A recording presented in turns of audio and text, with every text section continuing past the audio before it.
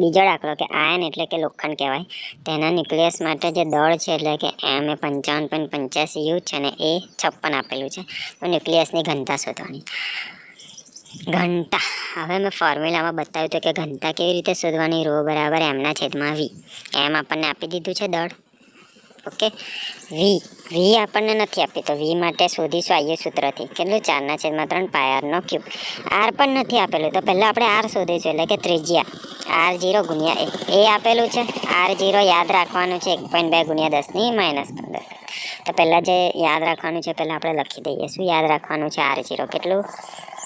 1.2 × 10⁻15 metre. Okay, યાદ રાખવાનું છે લખી દે. તો પહેલાં આપણે આ ત્રિજ્યા શોધીશું. એ ત્રિજ્યા અહીં મૂકીને કદ શોધીશું ને પછી અહીં મૂકીને ઘનતા શોધીશું. ઓકે, આ સિમ્પલ છે. તો પહેલાં તો બીજું શું આપેલું હતું? દળ કેટલું છે? 55.85 U. હવે યુમાં આપેલું છે. દળ હંમેશા કેજીમાં હોય. શામાં આપેલું છે? યુમાં.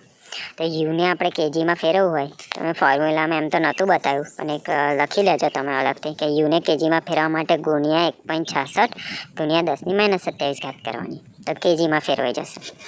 જે આપેલું છે એ લખવાનું પહેલાં 55.85 ગુણ્યા યાદ રાખવાનું છે શું? 1.66 × 10⁻27 કરશો તો યુમાંથી કેજીમાં જતું રહેશે.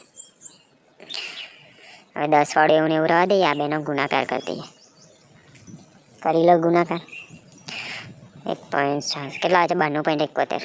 તો 92.71 ને 10 વાળું એવું ને એવું લખી દેવાનું. એક જ છે એટલે આ મને જવાબ મળ્યો કેજીમાં. હવે આપણે કેજી વાળો વાપરીશું એમ, યુ વાળો નહીં.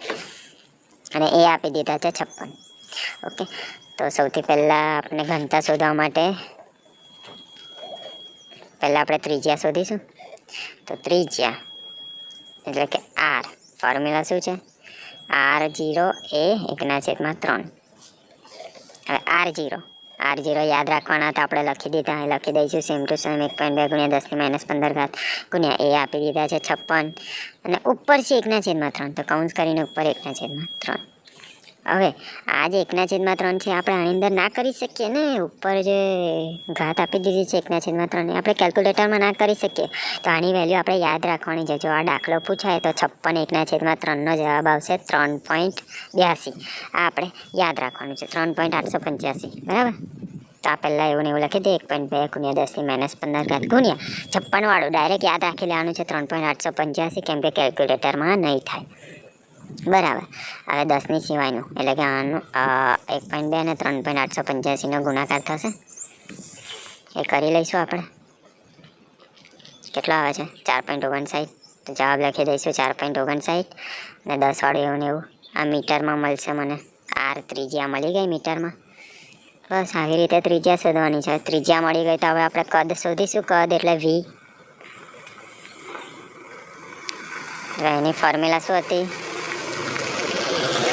એ લખી દેવાનું. Vની ફોર્મ્યુલા કદ V 4/3 πr3. 4/3 એવું ને એવું પાઈ 3.14 ગુણ્યા R. આજે શોધ્યું એ લખી દેવાનું. આખો પણ ઘન છે એટલે કૌંસમાં લખીશું 10⁻15 ને ઉપર 3. બરાબર.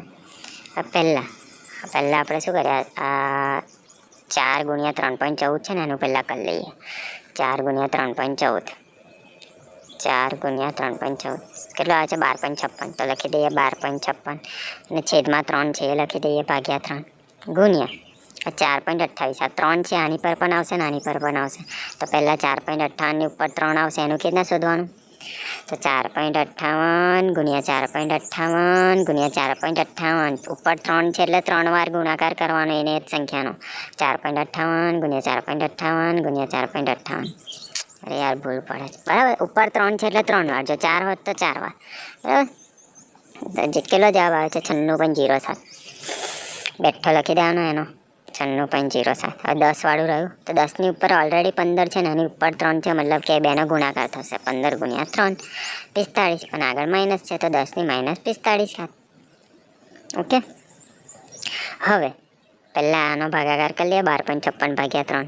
એક એક કરીને સોલ્વ કરવાનું. બરાબર. આપણે યાર hood hood hood hood hood hood hood hood hood hood hood 12 હવે લખાય 12.56 ભાગ્યા 3 કેટલા આવે છે? એ લખી દેવાનો જવાબ 4.18 ગુણ્યા એવું ને એવું હમણાં લખી દઈએ. ઓકે, હવે 10ની સિવાય આ બેનો પહેલાં ગુણાકાર કરી લઈએ. 4.18 ગુણ્યા શું હતું 96.07 એટલે અરે યાર કેલ્ક્યુલેટર હોય ને એક તો વળી 2 વાર છે ને કોઈ પણ ગુણાકાર કરો 2 વાર જવાબ ચકાસવાનો પછી જ લખવાનો, બરાબર. 401.57 જવાબ આવ્યો ને 10 વાળું એવું ને એવું. આ મને મળી ગયું વી, એનો એકમ છે મીટર ક્યુબ, મીટરની ઉપર 3. શું છે મીટરની ઉપર 3. ઓકે, તો વી મળી ગયો, એમ આપેલો છે, તો આપણે આ ઘનતા શોધી લઈશું ડાયરેક્ટ ફોર્મ્યુલામાંથી. શું છે એની ફોર્મ્યુલા? રો બરાબર ઘનતાની ફોર્મ્યુલા રો બરાબર એમના છેદમાં વી. એમ આપણે અમને કેજીમાં જે શોધ્યો એ કેજીમાં શોધ્યો કયો આવ્યો એ લખી દેવાનો બેઠો 22.71 અરે 92.71 ગુણ્યા 10⁻27 કાઢ વી હમણાં જ શોધ્યો 401 વાળો આખો લખી દેવાનો બેઠો લખી દેવાનો, બરાબર જોયું છે.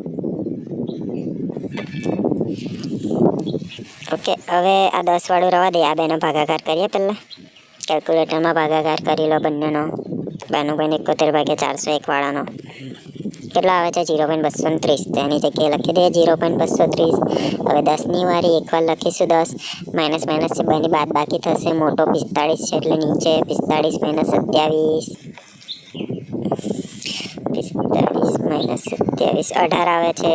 18 નીચે માઇનસ છે તો -18, નીચે વાળું ઉપર જશે તો માઇનસનું +18 થઈ જશે. તો 10ની ઉપર આવ્યો 18.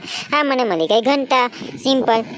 આનો એકમ છે મીટર ક્યુબ. આ મીટરમાં છે ને આ કેજીમાં છે, તો ના કેજી પર મીટર ક્યુબ, બરાબર. આ એનું એકમ થઈ ગયું.